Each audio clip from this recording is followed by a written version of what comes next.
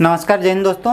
आज हम बात करेंगे इतिहास का विकास किस तरह से हुआ उसके बारे में बात करेंगे।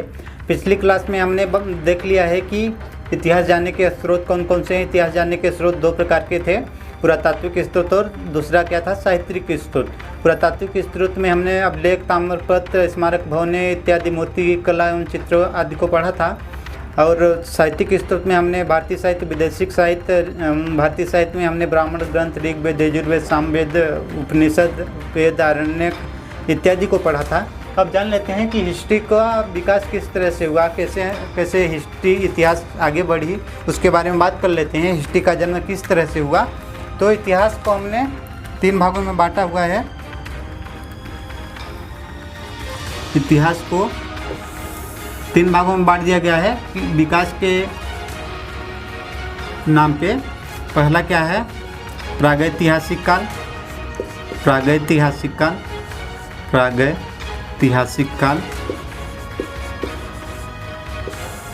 दूसरा क्या है, आद्य ऐतिहासिक काल।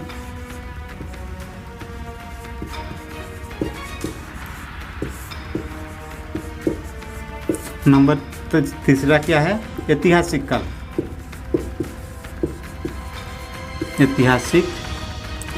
ठीक है। प्रागैतिहासिक काल की बात करें तो इसमें मानव अपने प्रारंभिक अवस्था में था, यानी कि उस समय मानव का विकास क्रम शुरू हुआ था। मानव उस समय आदिमानव के रूप में था। यह संपूर्ण अपने नग्न अवस्था में था, यानी कि बिना कपड़ों वस्त्रों के घूमता था। उस समय मानव का मुख्य भोजन क्या था, यह आखेट पर निर्भर था, यानी कि पशुओं जानवरों आदि का वध करके अपना भोजन बनाता था, उसी से अपना भरण पोषण करता था। किससे? पशुओं से। अब इसमें बात कर लेते हैं, जब इसमें आदिमानव था तो आदिमानव तो पढ़ा लिखा था नहीं, तो इसमें क्या था कि कोई भी लिखित साक्ष्य उपलब्ध नहीं हुआ, मतलब कोई भी जानकारी हमें लिखित रूप में नहीं प्राप्त हुई। इसमें क्या था कि हमें पुरातात्विक रूप में जानकारी प्राप्त हुई। किसके बारे में? पुरातात्विक स्रोत के बारे में। पुरातात्विक के बारे में इसमें जानकारी प्राप्त हुई।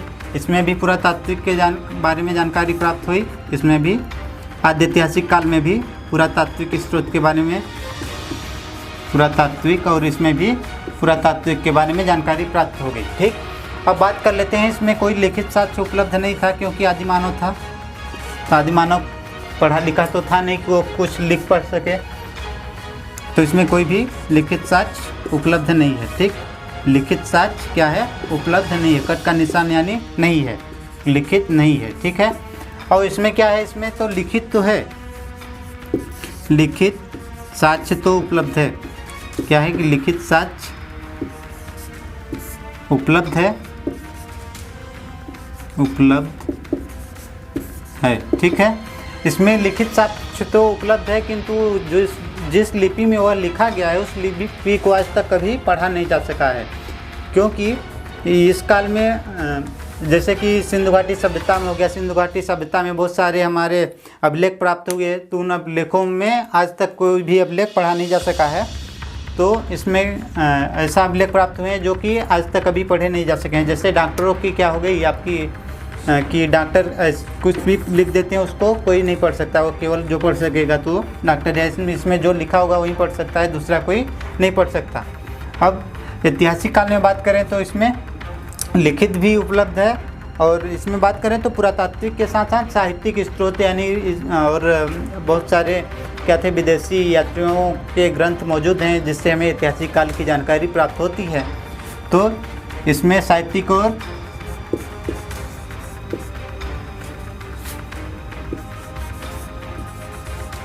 और पुरातात्विक स्रोत दोनों प्राप्त हैं। साहित्यिक और पुरातात्विक स्रोत इसमें ऐतिहासिक काल में दोनों प्राप्त हैं। ठीक है।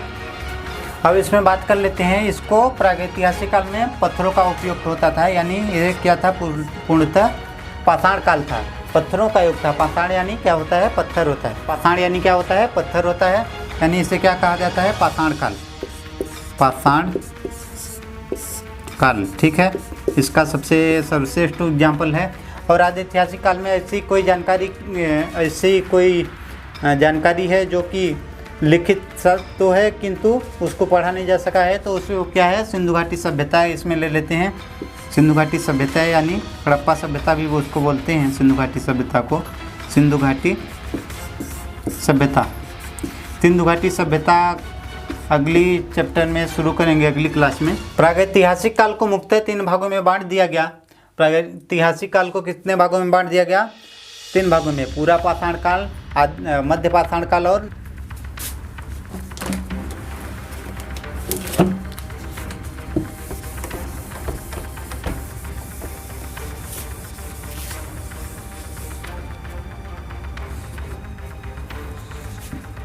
प्रागैतिहासिक काल को 3 भागों में बांट दिया गया। पहला क्या है? पूरा पाषाण काल, पूरा पाषाण काल, पूरा पाषाण काल।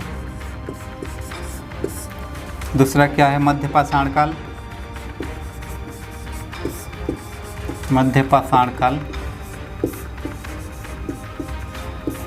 और नंबर तीसरा क्या है? नव पाषाण काल। नव पाषाण काल या इसको उत्तर पाषाण काल भी बोलते हैं इतिहास की भाषा में, नव पाषाण काल। ठीक है। अब पूरा पाषाण काल के समय कब से कब तक था? तो ये क्या था? आरंभ से यानी शुरू से 10,000 ईसा पूर्व तक। कब तक था? शुरू से 10,000 ईसा पूर्व तक, ईसा पूर्व तक। ठीक। और ये कब से कब तक था?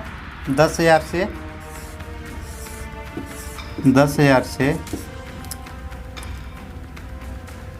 5,500 ईसा पूर्व तक, 5,500 ईसा पूर्व तक। और ये कब से कब तक था? नव पाषाण काल का युग कब से कब तक है? 5,500 से 3,000 ईसा पूर्व तक। अब आप लोग बोलेंगे 10,000 था, 10,000 से 5,500, 5,500 से 3,000 ईसा पूर्व। ईसा पूर्व के बारे में बात कर लेते हैं। ईसाई धर्म में एक कैलेंडर है जिसका नाम क्या है? ईसा मसीह। ईसा मसीह के जन्म से पहले के समय को हम क्या बोलते हैं? मान लीजिए ईसा मसीह का जन्म 0 में हुआ था, तो इससे पहले क्या हो जाएगा? ये 2, 3, 4, तो ये हो जाएगा 10। तो 10 से इधर आएंगे 0 तक में, तो क्या हो जाएगा? 10 फिर 4 फिर 3 2 इस तरह से। तो ये हमारा हो गया आरंभ से, आरंभ इधर हो गया होगा। आरंभ से मान लीजिए बहुत साल पहले ईसा मसीह का जन्म तो इस समय हुआ, तो इधर से इधर की जानकारी जो है उसको हम किस में लिखते हैं? ईसा में लिखते हैं। ठीक है। जिसको हम क्या बोलते हैं? BC भी बोलते हैं, before the birth of Christ, before the birth of Christ भी बोलते हैं। ठीक है। प्रागैतिहासिक काल में क्या था कि धरती पूरी तरह से बर्फ से ढकी थी। इस काल में मानव बड़े बड़े पत्थरों का उपयोग, बड़े बड़े पत्थरों के औजारों का उपयोग करता था। अतः औजारों एवं मानव के द्वारा बनाए गए औजारों एवं जलवायु में परिवर्तन के आधार पर इसे 3 भागों में बांट दिया गया था। किसको? पूरा पाषाण काल को। पूरा पाषाण काल को 3 भाग में बांट दिया गया था। पूरा पाषाण काल को 3 भागों में विभाजित कर दिया गया था। किसके बारे में? निम्न पूरा पाषाण काल, निम्न पूरा पाषाण काल, मध्य पूरा पाषाण काल,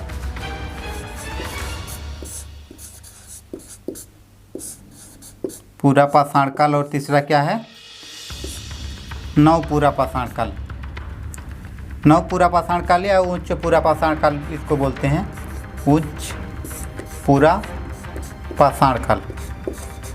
ठीक है। अब बात कर लेते हैं पूरा पाषाण काल के बारे में। किसके बारे में? पूरा पाषाण काल के बारे में। पूरा पाषाण काल के बारे में बात करते हैं। पूरा पाषाण काल, पूरा पाषाण काल को 3 भागों में बांटा गया था। किसमें? निम्न पूरा पाषाण काल, मध्य पूरा पाषाण काल और उच्च पूरा पाषाण काल। इतिहास में मानव सबसे ज़्यादा किस काल में सबसे ज़्यादा समय व्यतीत किया था? तो क्या हो जाएगा आपका? प्रागैतिहासिक काल में। किसमें? प्रागैतिहासिक काल में मानव सबसे ज़्यादा समय व्यतीत किया था। किसमें? प्रागैतिहासिक काल में। प्रागैतिहासिक काल में किसमें? प्रागैतिहासिक काल में। मानव सबसे ज़्यादा समय व्यतीत किस में किया था? प्रागैतिहासिक काल, फिर आद्य ऐतिहासिक काल, इसके बाद अब बात कर लेते हैं प्रागैतिहासिक काल में। प्रागैतिहासिक काल में मानव सबसे ज़्यादा समय अपने जीवन का व्यतीत किया था। उस समय मानव अपने क्या था कि क्रमिक विकास की अवस्था में था, इसलिए उसको धीरे धीरे वस्तुएं क्या थी समझने में लगी, जानने में लगी। तो मानव सबसे ज़्यादा क्या हो गया? व्यस्त किस में हो गया? प्रागैतिहासिक काल में। प्रागैतिहासिक काल में विकास सबसे ज़्यादा मानव का प्रागैतिहासिक काल में ही हुआ था। और मानव की बात की जाए तो मानव सबसे पहले कहाँ आया था? अफ्रीका में आया था। मानव सबसे पहले कहाँ आया था? मानव सबसे पहले अफ्रीका में आया था, अफ्रीका में, ठीक है। और इसी काल में क्या किया था कि मानव क्या था कि वो शिकार कर करके अपना क्या करता था? भरण पोषण करता था, पेट भरता था। तो मानव को क्या बोल दिया कि मानव क्या था कि खानाबदोश था। इस काल में मानव जीवन क्या था? मानव क्या था? खानाबदोश। खानाबदोश उसको बोलते हैं, खानाबदोश।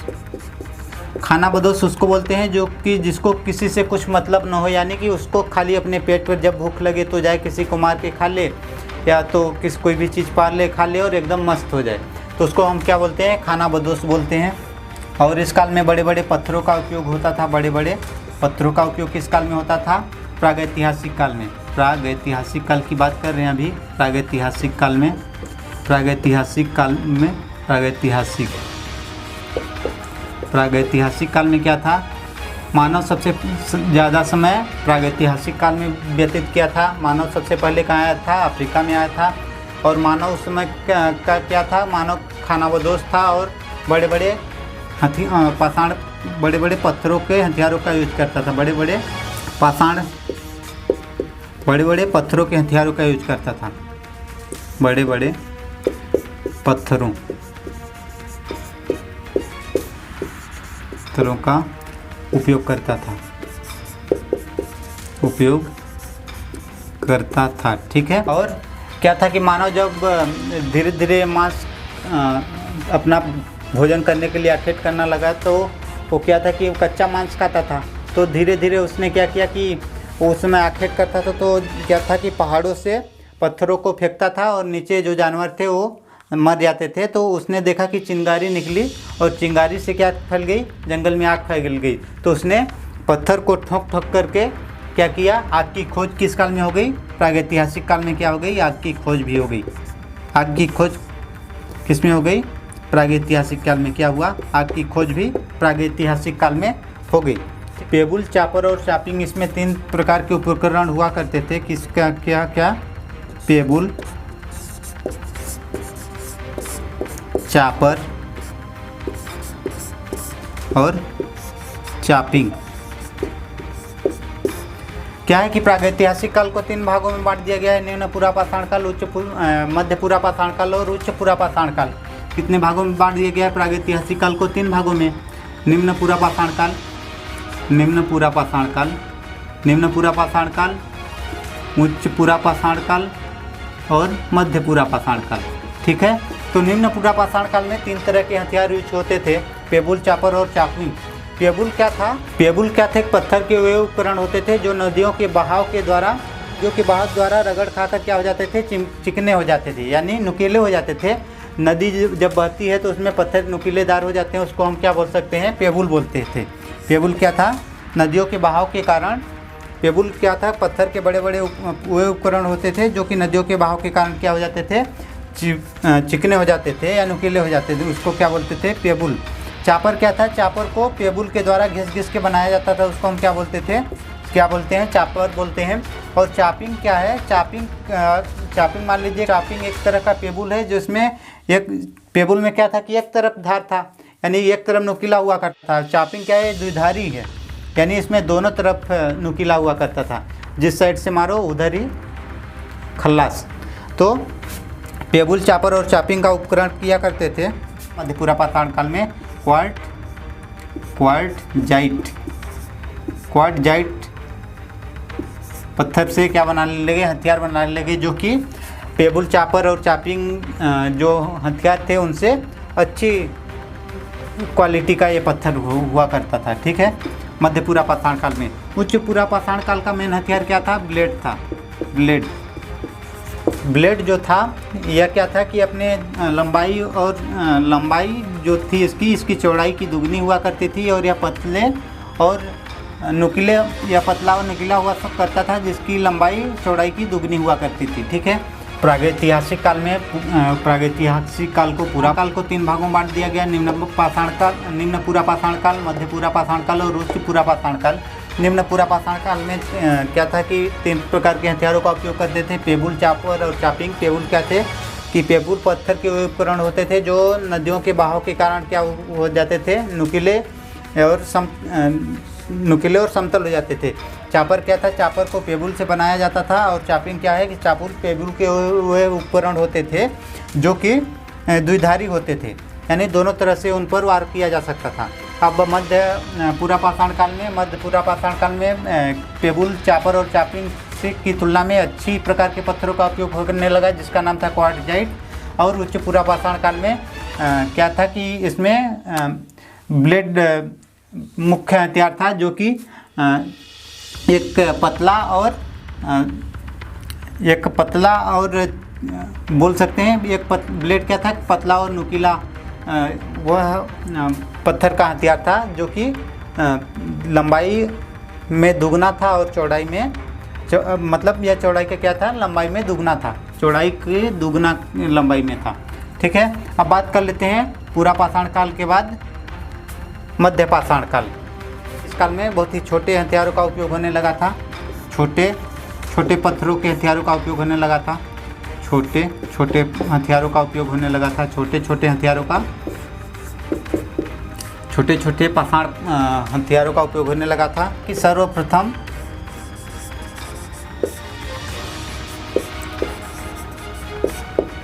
सीएल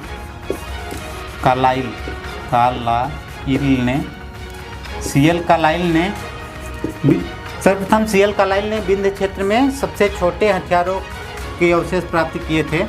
किसमें? विंध्य क्षेत्र में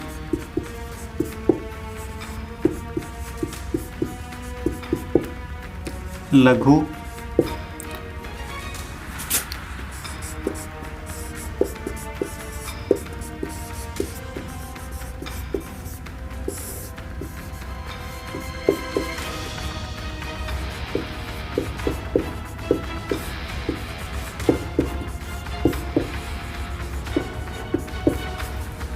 सर्वप्रथम सीएल कालाइल ने विंध्य क्षेत्र में लघु पाषाण उपकरण का अवशेष प्राप्त किया था। मतलब सीएल कालाइल ने क्या था कि विंध्य क्षेत्र में सबसे छोटे पाषाण उपकरण यानी पत्थर के उपकरण का अवशेष प्राप्त किया था। ठीक है। इस काल में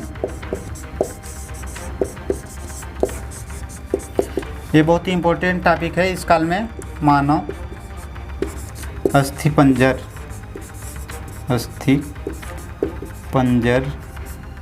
का प्रथम अवशेष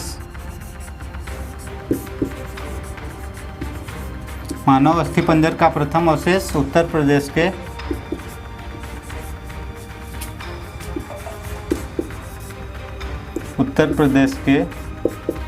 प्रतापगढ़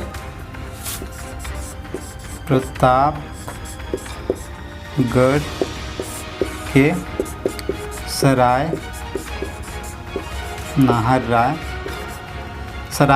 राय तथा महदेहा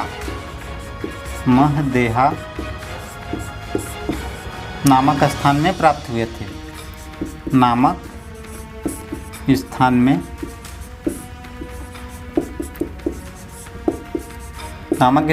प्राप्त हुए थे।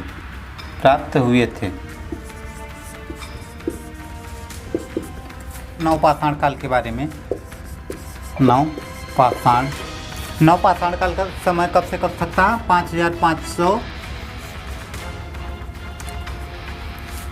5500 से 3000 ईसा पूर्व तक। ठीक है। इस काल में क्या था कि मानव सर्वप्रथम क्या किया? घर बनाना शुरू किया। मानव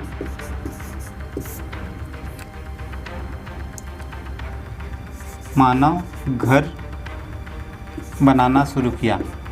मानव घर बनाना शुरू किया। मानव की सबसे पुरानी बस्ती कहाँ थी? पाकिस्तान के बलूचिस्तान प्रांत में मानव घर बनाना शुरू किया। यह घर कहाँ था? पाकिस्तान के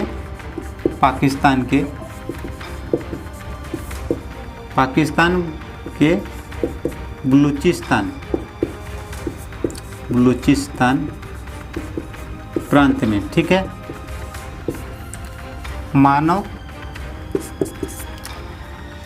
मानव ने इस काल में मानव सर्वप्रथम खेती कब की थी? मानव ने 7000 ईसा पूर्व पहले खेती आरंभ की थी।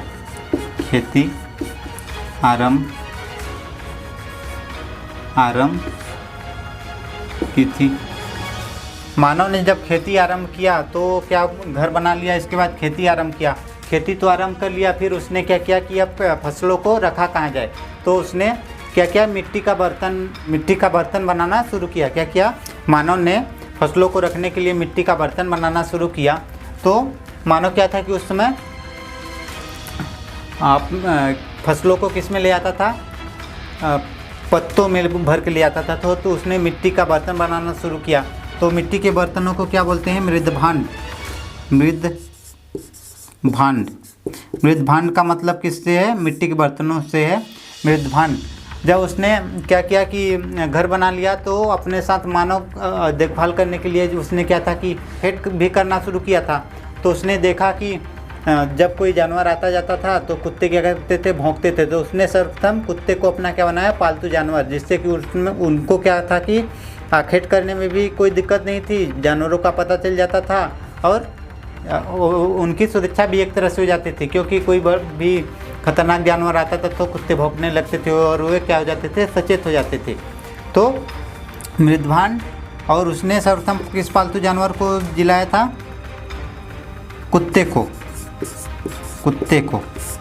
और इस काल में सर्वप्रथम खेती इसी काल में हुई थी। खेती कब हुई थी? 7000 ईसा पूर्व में हुई थी।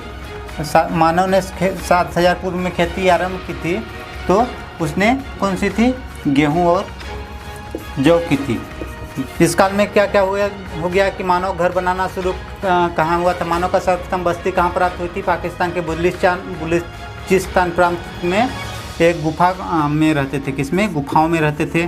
ठीक है, सर्वप्रथम। और जब इन्होंने घर बना लिया तो अपने साथ क्या करने लगे? पालतू जानवर पालने लगे। पालतू जानवर कौन सा था? कुत्ता था। मानव ने सर्वप्रथम खेती किसकी की थी? तो गेहूं और जौ की थी। कब की थी? तो 7000 ईसा पूर्व की थी। और गेहूं और जौ को अपनी यानी फसलों को रखने के लिए इसने क्या किया? मिट्टी के बर्तनों को बनाना शुरू किया। मिट्टी के बर्तन का आकार देते गए और मृदभांड का सबसे लास्ट स्वरूप क्या था? घड़ा था। क्या था? घड़ा। मृदभांड का मतलब किससे होता है? मिट्टी के बर्तनों से होता है। मिट्टी के बर्तनों से। तो दोस्तों आज का हमारा चैप्टर समाप्त हुआ। जय हिंद, जय भारत।